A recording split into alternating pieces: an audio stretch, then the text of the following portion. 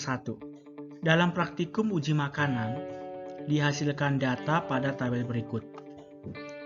Di dalam tabel ini ada 3 uji makanan.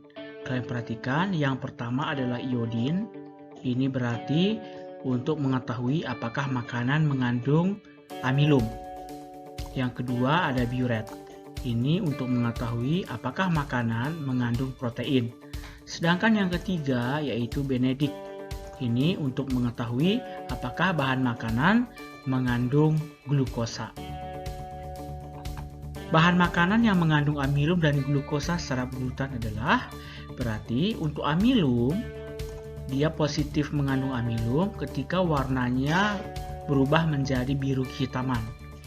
Sedangkan bahan makanan yang mengandung glukosa ketika warnanya berubah menjadi warna merah bata. Soal nomor 2. Perhatikan gejala-gejala berikut. A. Sulit buang air besar. B. Kram otot perut. C. Perut terasa berat. D. Sering buang gas. E. Kehilangan nafsu makan.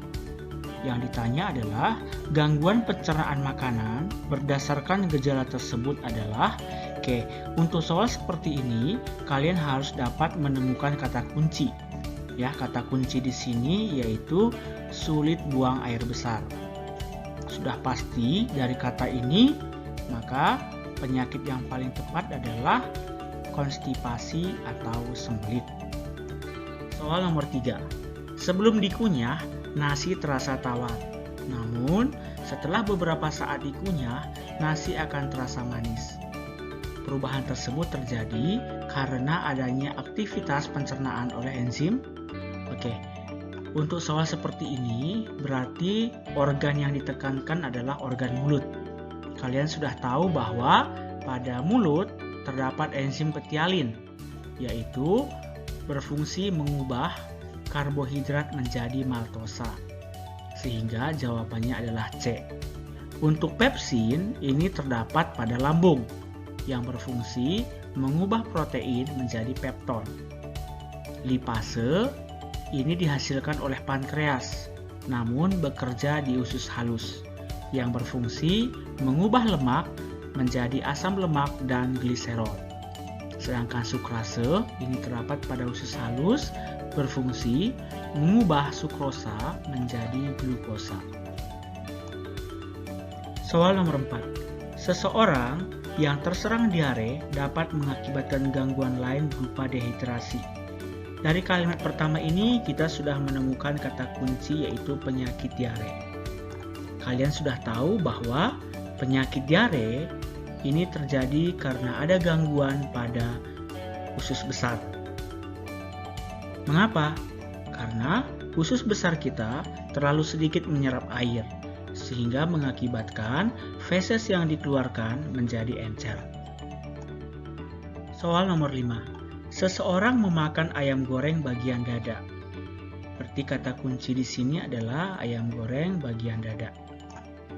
Proses pencernaan kimiawi, ya, ini berarti penekanannya adalah pencernaan kimiawi yang pertama kali.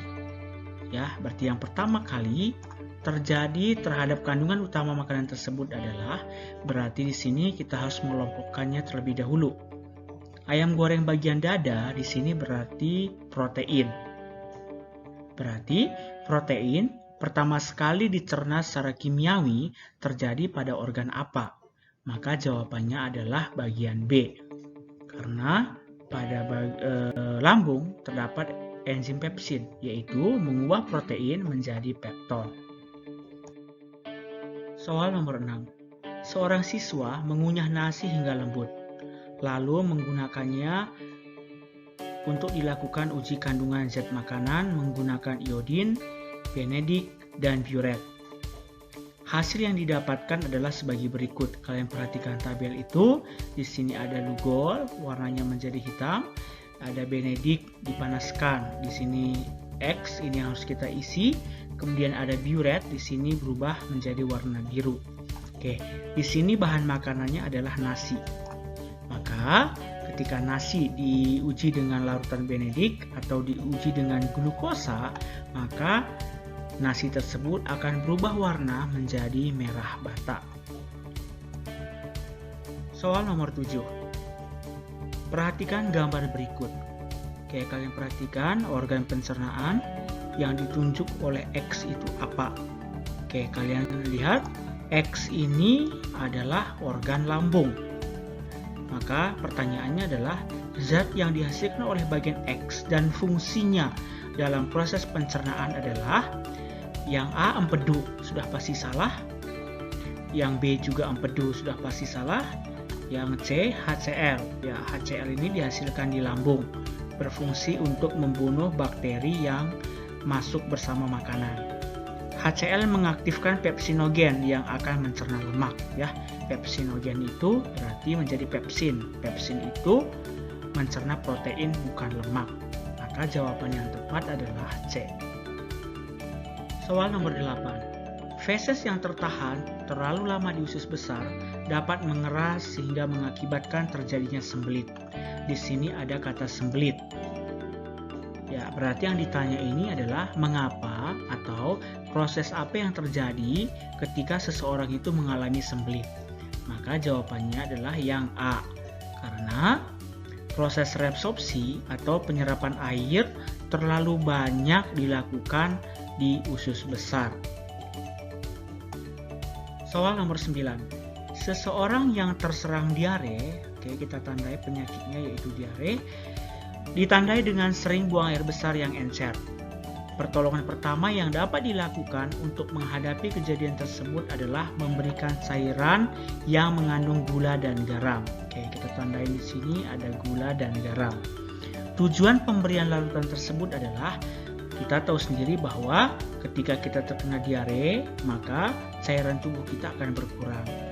Maka jawaban yang tepat adalah mempercepat penggantian cairan yang hilang sehingga kita tidak lemas. Soal nomor 10. Perhatikan kandungan zat makanan dalam bahan makanan berikut. Di sini ada karbohidrat, lemak, protein, vitamin, dan mineral. Yang ditanya adalah zat makanan yang mengalami pencernaan secara kimiawi. Maka jawabannya adalah karbohidrat, lemak, dan protein. Kenapa karbohidrat, lemak, dan protein ini mengalami pencernaan secara kimiawi? Karena molekul dari karbohidrat, lemak, dan protein ini masih sangat besar, sehingga tidak bisa diserap oleh tubuh. Soal nomor 11. Salah satu bahan makanan yang banyak dikonsumsi penduduk Indonesia adalah nasi. Oke, kita tandai nasi sebagai bahan makanan pokok. Pertanyaan bagian A. Jelaskan kandungan nutrien utama dalam nasi. Maka sudah pasti nasi ini mengandung karbohidrat. Yang B, jelaskan proses pencernaan kimiawi terhadap kandungan nutrien utama nasi sehingga dapat diserap oleh tubuh. Berarti untuk soal bagian B, kita harus tahu bagaimana proses pencernaan kimiawi untuk karbohidrat. Maka jawabannya adalah di mulut, karbohidrat ini akan diubah menjadi maltosa oleh enzim petialin. Kemudian di usus halus, maltosa ini diubah menjadi glukosa oleh enzim amilase yang dihasilkan oleh pankreas. Soal nomor 12. Walaupun dalam keadaan telentang, kita tetap dapat menelan makanan, kemudian menuju lambung. Mengapa hal ini dapat terjadi? Untuk soal seperti ini, kita harus hubungkan dengan gerak peristaltik. Ya, kalian sudah tahu bahwa gerak peristaltik pada kerongkongan ini yang menyebabkan makanan terdorong ke dalam lambung. Jadi, ini bukan disebabkan oleh gaya gravitasi bumi.